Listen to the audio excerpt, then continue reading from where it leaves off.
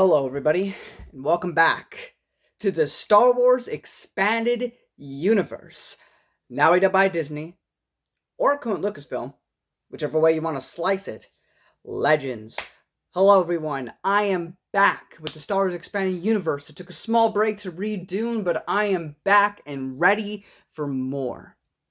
I only have 3 things for you today. I have 2 comic series and 1 short story. So I hope you are all ready for that. I don't actually have too much to say about any of these comics, but I hope regardless that you enjoy what I have to say. So, starting with, we have, and then again, if you were doing what I've been doing, which is reading everything as anally as I do, there are a few chapters of Plagueis that would be mixed in here too, but assuming you're a normal person who doesn't want to do that, you would start with Jedi Council Acts of War 4-issue comic series. Basically, there's this crisis that occurs. More detail is given in the Darth Plagueis novel, of course. But if you are just reading this comic, there's been this crisis that has been built up with these Yinchuri. Of course, it is just a sort of it's a thing that involved Palpatine and Plagueis and everything. It did not go exactly as they had hoped. So these things are going to become more of a threat. So in the background, you have Sidious, and his whole sort of plan is, well, the Yinchuri win, killing off a bunch of Jedi, which is great, and, we gotta deal with them later, or because we know that they could be a threat later, the Jedi take care of them, making it not our problem anymore. But in this story is kind of inconsequential to the overarching story of Star Wars. However, it does, in a sense, help with Valorum's destruction and Palpatine's rise to power. Also helps with being another reason for Dooku to hate what the Jedi Order has become and the Senate itself. Because this whole crisis just adds another layer as to why, gives more context as to why people in Episode 1, were just completely losing faith in Chancellor Valorum and why Palpatine was able to get his rise to power. Because, you have the Trade Federation thing. That's the big thing of Episode 1. That's the final straw in the Republic to making Palpatine rise.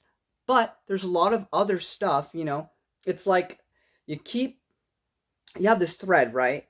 And stuff constantly gets taken further and further and further down. It's not like this one event, the Trade Federation thing in Episode 1, that was it. That was it.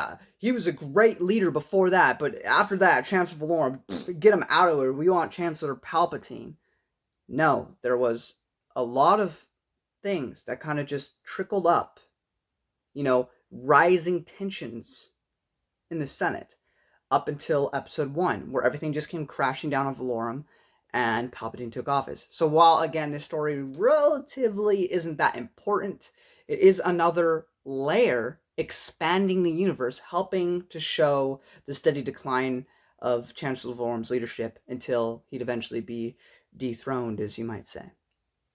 The coolest things about here are some of the new characters we meet, who I know will be big characters moving forward.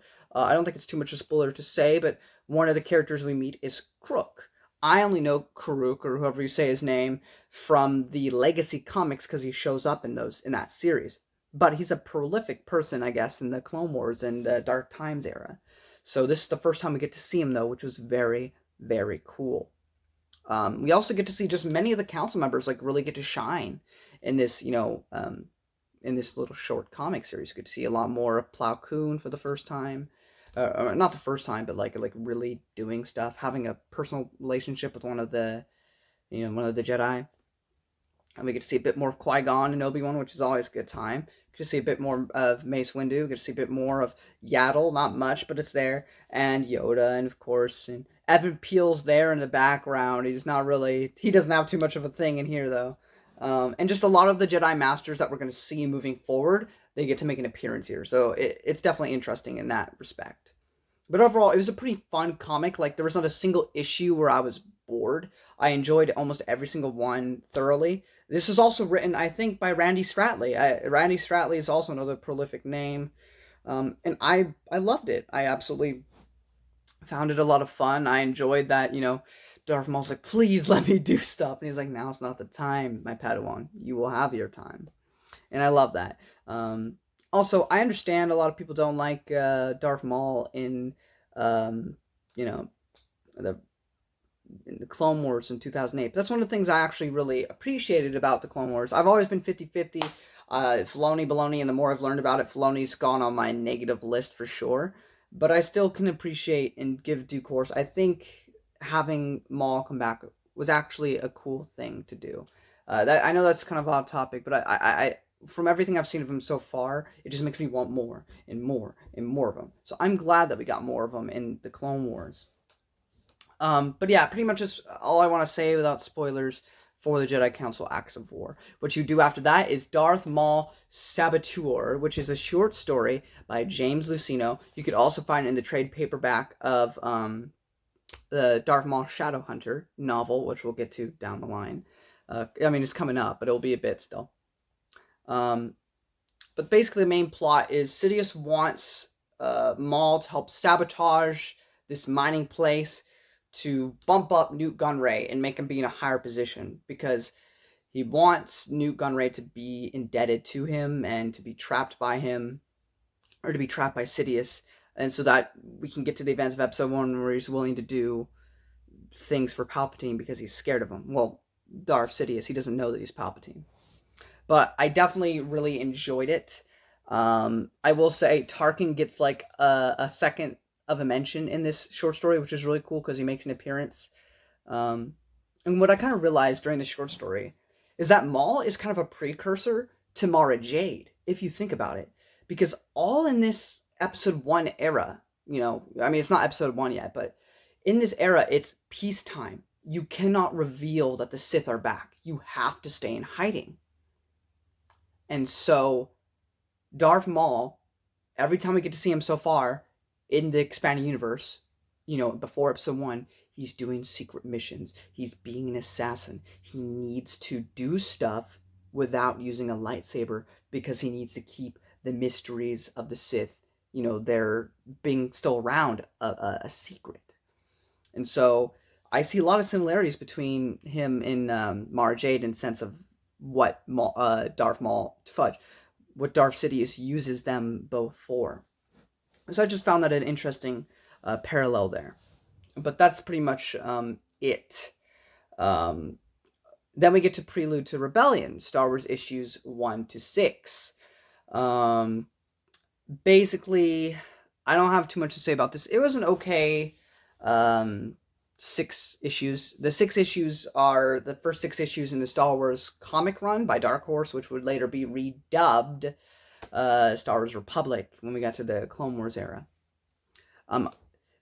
My biggest note here is that Ki-Adi-Mundi has wives and children, and he cares about them.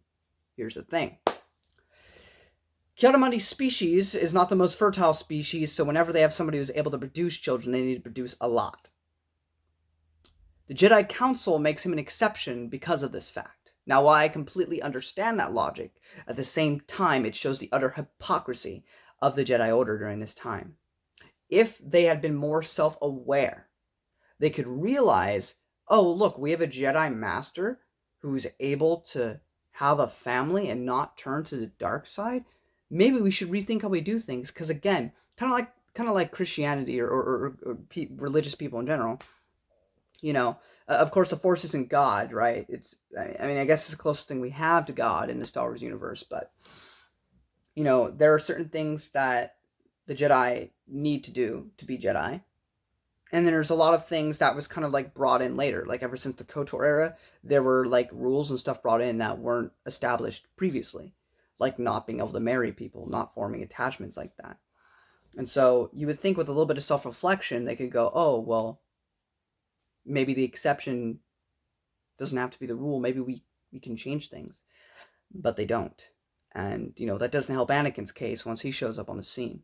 So I just thought that was really interesting. But I do like getting to see a Jedi with a family in this era, because I think that's I've said it time and time again, I'm a broken record, but Luke's new Jedi Order was the peak. It took everything great about the KOTOR era, and the prequel era, and kept all the good, removed the stupid. It made it be the best it could be. Now, I don't think any of the Jedi are malicious or evil. I know that they're trying to do the right thing, and they're all good intentioned. I just think that saying no to those type of relationships, when that's such a core part of every, of course in real life there's really only humans, but every species, that is a part of who we are. And so to deny that for someone, I think, is a very big flaw. And we wouldn't have the entire Star Wars 6 movies if not for um, their hypocrisy. But that was just something I noticed. Um, the thing is, with this, there's a lot of the planet that Kiadamundi, his race, lives on.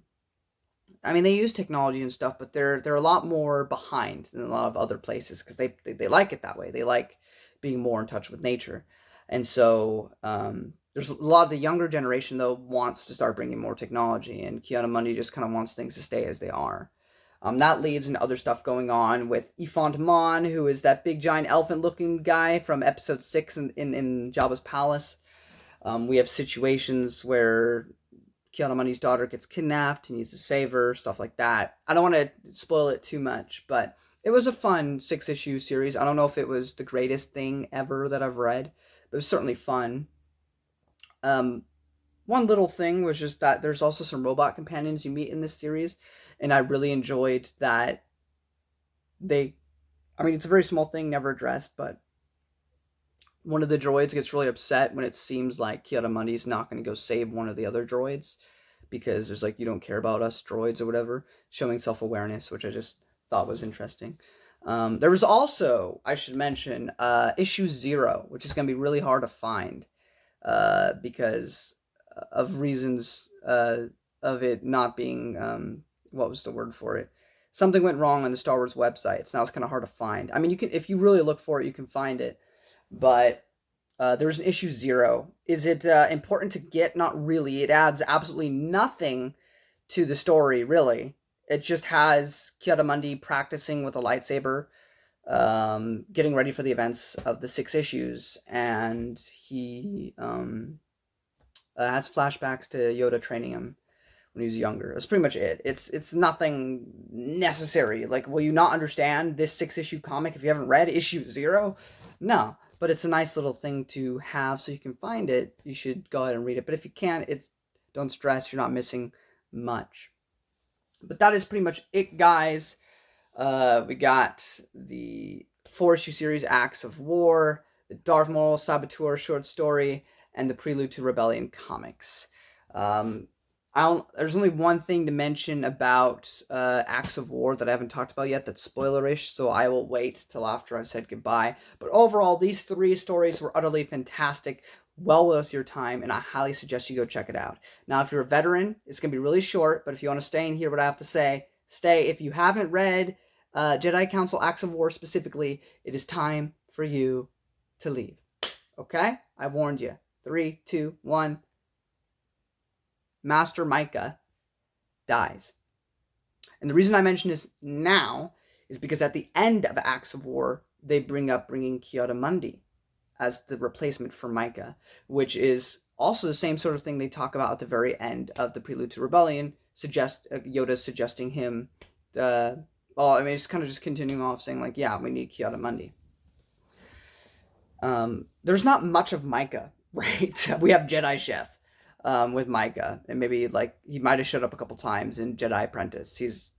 I wasn't sad when he died, which is what happened to him, but I think what was more impactful was how it affected like Plo Koon and stuff. I mean, he's fine, Plo Koon, he's fine, but you can clearly see like this deep friendship they had, and I just really appreciated getting to see, that side of Plo Koon, because I know he's very nice to Ahsoka in 2008's Clone Wars, and is nice to the clones, not to me, you're not expendable. But it's just interesting to see him have such a personal relationship with this other master. So I thought that was very cool. That's literally all I had to add. That was the only really spoilerish thing I had to say. But I hope you all enjoyed this video. If you did, give it a thumbs up. Sharing ups at a ton. Don't forget to subscribe, and I'll see you next time. with Cloak of Deception. Till then.